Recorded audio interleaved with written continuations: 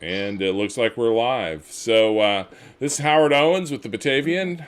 We are doing another live stream interview to help find out what's going on in our community. Adjusted here. So we're talking today to Steve Hyde, the CEO of GCEDC, the Genesee Economic Development Center. Always a lot going on over there, so we're going to kind of get caught up on where things are, kind of how 2020 rolled out, and talk about some of the big projects that are going on. So, Steve, there you are. How you doing? Hi, how you doing, Howard? Good. Thanks for having me on. Hey, thanks for joining us. So, first thing I wanted just to get from you, kind of give us the state of the state for GCDC. I know you that do that kind of annually every year for the legislature, and you have your own meeting, but I thought maybe we'd get a little preview of what you're going to be talking about. No, thanks, Howard. And you know what? In this season of COVID, where everything is rather uncertain and unpredictable, one of the things that probably we won't do this year, just to keep everybody safe, is we won't have our big annual meeting, which we tend to usually have in early March, and we usually get as many as 300 of our community members and businesses and regional friends and partners there. So that's a disappointment, but we appreciate the opportunity to say hey now. And 2020, as we said, it was a season of unprecedented experience for us all, in the business community and in our lives and everyday lives, of course. And at the start of the year, we had really finished a deep dive into our mission and approach to economic development. We used SUNY's think tank, the Rockefeller Institute, and you know what, the messages came back. We're focused on the right things and trying to help our community grow and move forward. We didn't really anticipate that sudden, sustained set of challenges that happened shortly after that. When it was like right after our annual meeting, man, the clouds came in and COVID hit hard. And you know what? But out of that, we learned a lot. And there's been a lot of, we had a lot of progress last year still. I mean, the first thing we did was, immediately mobilize to, get together and help businesses try to stay open. We formed an economic recovery task force with all of our partners in the community, city leadership, county leadership, the Batavia Development Corp, the chamber, the bid, and we're all working together with the public health folks just to try to keep our businesses informed, help them get essential statuses to stay open, and the like. So 2020 started out with a hard focus on helping businesses get access to capital, a lot of the federal and state programs, and a lot of interaction with them on reopening rules and public health guidance and the like with our partners. So, but you know what? We had a good year too. I mean, we did like 18 projects last year, about $83 million worth of investment, about 84 jobs, pushing 100. So that was a good year, a real good investment year. Some nice projects in the downtown area moving forward with the DRI, like Elliott Place and all of that. Victor and Gautier and that, doing a wonderful job down there. And I think you're going to see a lot more of those moving forward this year. A lot of renewable energy projects, some manufacturing. HP Hood and Upstate are continuing to buy land at the Ag Park, planning for future growth and expansion. So you know what? We're doing all we can to help, keep the economic growth going, keep the lights on, keep economic opportunities and jobs for people in our community. Well, that's great. I did want to touch on the Ag Park. You kind of did. You mentioned that existing businesses that are in the Ag Park are buying more land, looking at expanding. Are there any new possible tenants on the horizon? How's that looking? Yeah, so, HP Hood keeps knocking it out of the park. They're coming to our board meeting here next week to buy even more land. They bought 22 acres last year. They're going to buy another 30. Their employment's pushing north of 400. OACA continues their incredible growth story. They're pushing almost 500. Upstate, has started producing yogurt at the old Alpena plant. Which is really the parent of OACA. So to have that dynamic trio of incredibly great businesses there, we've we've got 1.1 million square feet of dairy processing capacity, added around and in as part of that park, and about 850, probably heading easily towards 1,000 workers there over the next couple of years. And yeah, you know what? We are actively dancing with our friends at Invest Buffalo Niagara. We've got an active client so Chris Swazi, Coach Swaz is in the middle of working that deal, and hopefully we'll be able to get them to come and join us and put that piece of the infrastructure assets, in operation. Well, that's great. What about how's the climate looking for? We'll come around to Stamp, but the other parks you have going, how's out in Bergen and Pembroke, and how are things looking there? I think more than any time that I've been in this position, I'm just finished 18 years now. It's like we've been doing this a long time together, Howard. Work in economic development. I always appreciate your help too. But we've got a real balance of activities going on. We just talked about the Ag Park. In fact, nearly 200 acres of that 250 Ag Park is now spoken for. So we're about 80% out of capacity there. We've got activity going on at our Gateway 2 Park. That's effectively sold out. Galena is going to be building another building this year. We got another project that's getting ready to build there that Coach Swaz is working. Out in Buffalo East and Pembroke, we got Randy Fancher. He's looking to do a mixed-use development with a bunch of market-rate apartments. He's buying more land out there. He's really excited about the potential. And I think how that kind of nestles up close to Stamp puts him in a great opportunity there. And we've got a logistics distribution project going on there, looking at that site. Out at Apple Tree, that place is largely almost filled up. They continue to grow. Liberty Pumps is going to do another expansion this year. We got Jay Reynolds out there and a whole bunch of other companies. We got one big parcel left there. So a lot of things going on that are pretty exciting. We keep Leroy's a new park that we want to continue to try to get moved down the field as well this year. As far as development goes, a lot of discussion around housing too. We're really trying to the board taking seriously how do we build more housing units coming off of that 2018 study, and we put some new programs in place to encourage market rate housing with some good strong incentives. And we've got stuff going on. We got a developer from Rochester looking at 2 spots in Batavia. We have discussions going on in Leroy with the mayor and some development opportunity there. And we've got some discussions going on in Bergen.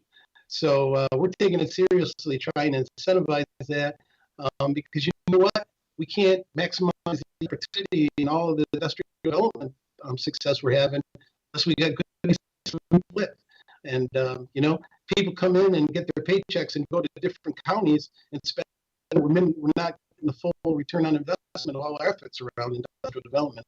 And so that's the reason why they're really going after trying to enhance housing as well, all across the community, but especially in and around Batavia and everywhere, though. I'm glad you brought up housing. That's one of the things we seem to perpetually have a shortage of. It's kind of amazing or surprising. People think of this as kind of a Rust Belt community, well established, but there's a lot of demand for housing that people are having a hard time finding what they're looking for. Yeah, that's very true. Our board has really taken the housing challenges to heart. We had both the Rockefeller Group say to us, as well as Lobella's study in 18 that the county did, that we need within the next 20 years upwards of almost 48 housing units, and many of those are modern apartment style living because preferences have changed. A lot of them are clustered around population centers, but also single family homes too. And the costs are so expensive, though, to build against where the market rents and rates are today. That's what's creating the challenge to draw in developers. So that's the reason we're forming the housing committee.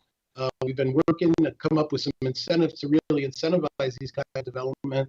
And I'm really excited to see that we've got three developers, actually really jumping in here. We've got opportunities in the city. Creek Park's developing as a great location. We're talking about a liner building in the mall campus potentially with part of the mall campus redevelopment strategy. I'm still very optimistic about the Elliott Station project happening this year. And so there's a lot of opportunities, and we're just really thrilled to be a part of that because, that study last year by the Rockefeller Group came back and said that our average house inventory of housing in this community is 73 years old, and that's more than twice the national average. That just limits opportunities for us in our community to grow and to have population and sustainable lifestyles unless we do something about it. I keep seeing stories about how the pandemic has changed the home-work relationship and more people working from home and companies discovering that they can have more of a remote workforce and trend of people wanting to get out of large urban centers looking for smaller cities. But the list of here are like the top places to move to if you want to live in a smaller community and work for a larger company, I'm not seeing Batavia pop up on those lists. How do we elevate Batavia's standing as a place to live and work? Yeah, I think part of the way to do that is we got to get some product built, right? And then we work with our regional marketing partners to really start to broadcast that. It isn't that dissimilar to the market approach we did with building it and they will come, right? You had to build industrial parks, then we went into aggressive marketing campaigns with the state and with our regional partners. Same with housing. We've got to get that's the reason why, fundamentally, housing committee, housing incentives, get some inventory built. Then we plug into our friends like an Invest Buffalo Niagara, where they've got to be in Buffalo, talent attraction as you go on. People are coming back home. Well, we can do the same. We can build off those regional strategies and say, hey, if you like a smaller town vibe that's got some cool stuff going on as the DRI continues to play out and build out with new housing units, then you could play that small micropolitan growth story with great places to live, work, and play. So it's going to take a little time, though. It isn't tomorrow. I'm not sure if this is anything that comes up on your radar, but when I look at these surveys, one of the things that other communities get high marks for, where apparently we don't do as well, is broadband.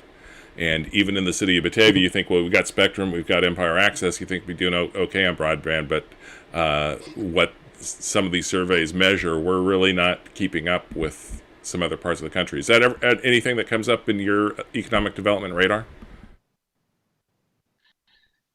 It's certainly a consideration. I think given where our industrial parks are, our broadband there, because they're kind of on main lines, main streets, are adequate.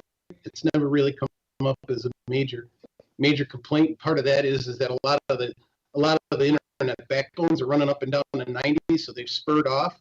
But yeah, it definitely is a problem, and certainly residential broadband is a concern. We need more options.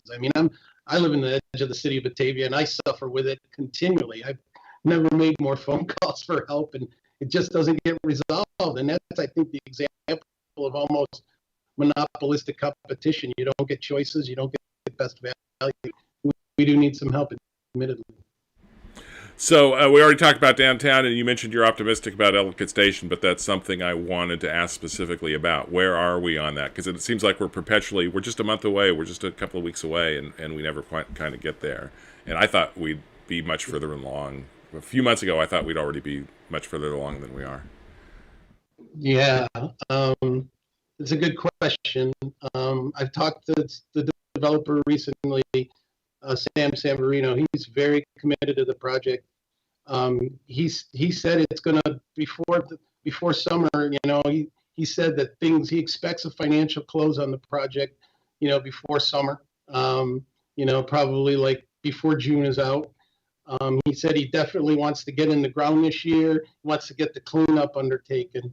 Um, it was clearly a project, its pace affected by COVID last year, with the agencies, just really so many of the state agencies, people had to go remote. They had way more projects and deals on their table than they could with, and Elliott Station was one of those that just didn't proceed.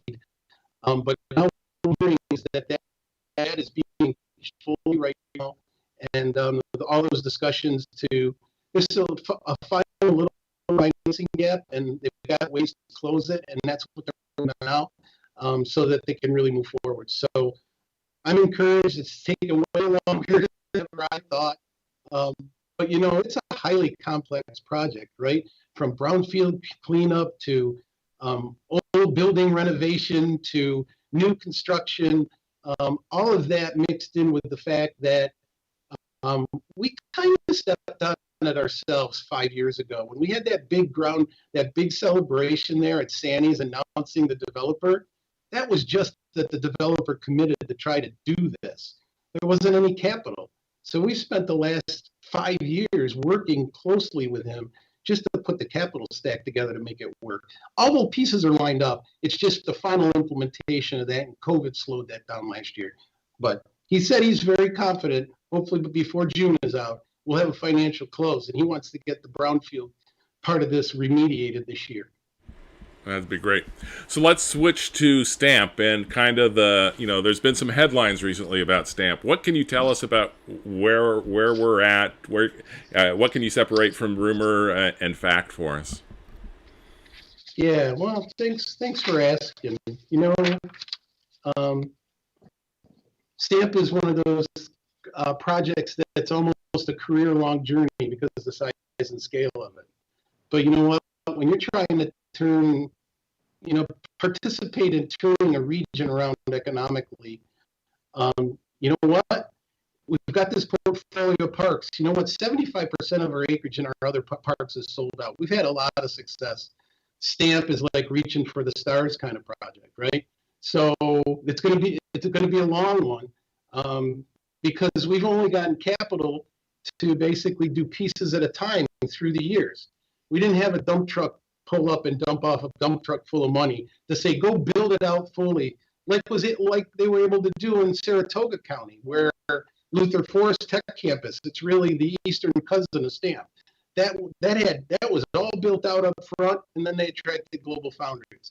Marcy and Marcy Nano Center in the Utica area, they were able to build out their infrastructure, had the capital to attract the company. Now they've got a semiconductor company there, Cree, the big lighting one. So our story's been a little different. We've been eating this elephant a bite at a time as capital becomes available. And you know what though? We're finally just now arriving in the season where we've built the initial phases of infrastructure for the site where we can accommodate smaller projects, but we've got all the big infrastructure fully designed, fully permitted, and fully ready to build, so that now the time to build that infrastructure, the big projects, is inside that window. So now, lo and behold, we start to aggressively market the site. We've really been focused on positioning the site as one of the big players in renewable energy product manufacturing, as well as semiconductor, as well as biomanufacturing. But renewable energy product manufacturing tied with the state strategy around new renewables. And lo and behold, we're finally in that season, and now the deals are here. We'll be interested to see how things play out. I'm going to give you a chance to kind of sell STAMP. I'm going to play the CEO of a large multinational corporation that's looking about creating a plant that might create like 1,700 jobs or something or more, and I'm going to make a major investment. But I'm also looking at Austin.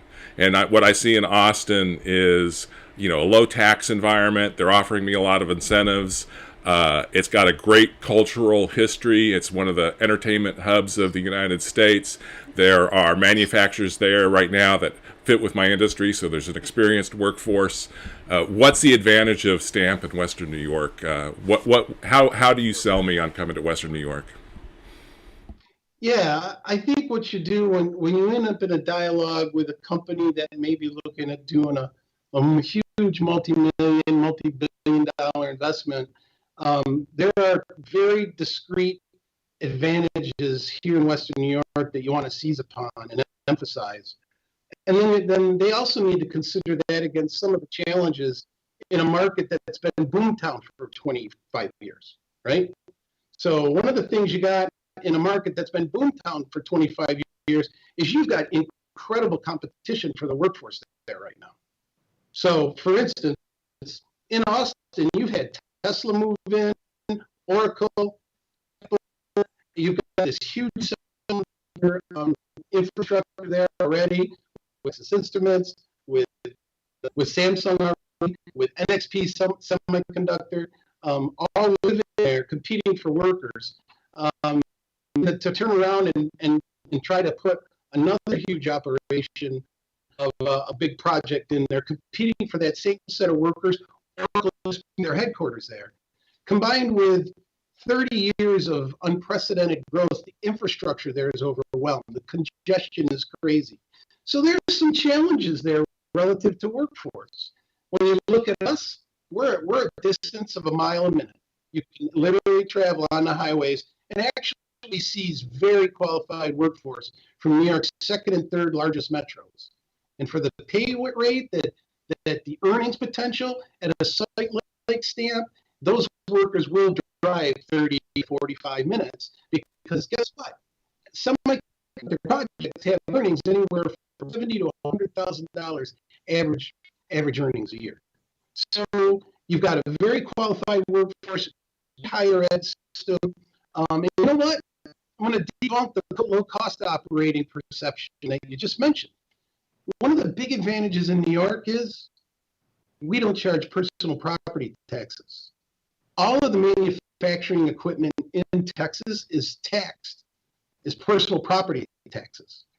And so when you really look closely at it, we're going to be really aggressive on incentives to attract that amount here because all of the follow-on companies that locate in and around that create opportunity in tax base. But our tax structure, with us being aggressive on the incentive side with the state, we are far, far less expensive than Austin because we don't, in New York, tax the equipment that's 2/3 of the cost of the project that goes into a facility of this size and scale. So we actually turn that on its head and we've become cost advantaged in a big way vis-a-vis Austin. We've got good workforce solution. We've got Northland and Monroe Community College building workforce programs that are pointed right at the high-tech mechatronics type stuff. You know, we've just launched that with our colleagues at BOCES and Batavia too. And there's a program now where the kids will come out of the BOCES program and get credits to MCC working with GCC. They partnered up with MCC to go ahead and get an associate's degree in applied integrated technology or a certificate in mechatronics. Those are exactly the types of workers that go into these type of facilities, into our food plants for that matter. And then the next big one, these big projects that we're talking about, whether it's a big renewable project, semiconductor, huge power users. Big preference, they want green power. We've got the New York Power Authority. We've got Niagara Falls, less than 30 miles away. We have some of the lowest cost green energy available in all of North America. Significantly, like half what it costs in Austin. So you look at power, you look at operating costs. Our labor is about 10% cheaper than in Austin right now because the market's run up so much there. You look at those three factors are huge parts of the cost profile of running an operation like this. You look at quality workforce, higher ed, and the supply chain is now here because of global foundries and on semiconductor in Rochester. Stamp can really compete. They got to take a serious look at us. And that's why, you know, we're seeing opportunities in a big way right now in the marketplace. Well, that's good to hear. So, you know, Schumer was out here in 2020, and one of the things he was talking about is the defense semiconductor issue and wanting to get a large semiconductor plant out here at Stamp. But these are multinational companies. They can often work overseas a lot cheaper. And we just talked, there's other competitors in other states. Does it take a large large incentive package, taxes, tax rebates, or incentives rather, and grants. And I imagine a lot of that's got to come from federal and state aid. GCEDC can't shoulder all that just with your tools. Right. Yeah, we're a participant, but we certainly aren't the driver on that piece of it. The advantage of New York State not having a personal property tax really makes us competitive. But you know what? It's pretty interesting. You know, the dynamic at the federal level has really shifted into New York, favor for New York State, you know, with what's happened of late. And the federal government has now put an incentive in it's a part of the NDAA, which is the National Defense Authorization Act, to create these major incentives, multi-billion-dollar incentives for companies to come to the states and to stand up semiconductor fabs. In fact, I was able to work with John Cardinal, who's Senator Schumer's Director of Economic Development, to review and provide input on that legislation, and actually suggested some changes that included the ability to assist with building out infrastructure if a fab stands up there. These are multi-billion-dollar awards, and they are so necessary. The breaking of the supply chains during COVID really disrupted semiconductor manufacturing and product availability in the U.S. And China's been eating our lunch. Since 2000, China had 0% semiconductors being built. Today, they're at 16%. Now, as a corollary, in 2000, in the U.S., 24% of all semiconductors were built in the U.S. Today, it's been halved to 12%. We got to do something to bring this back. It's a matter of national security, and I really applaud Senator Schumer and others to really have taken this seriously and put those incentives together, because it does. Most studies suggest $3+ billion more expensive to build a semiconductor fab in the U.S. versus Asia. This legislation will level the playing field. It allows us a chance to compete. So I imagine you got to feel it's an advantage. I think you kind of maybe alluded to this, that Schumer is now majority leader in the Senate. It's a good time to be in New York, baby.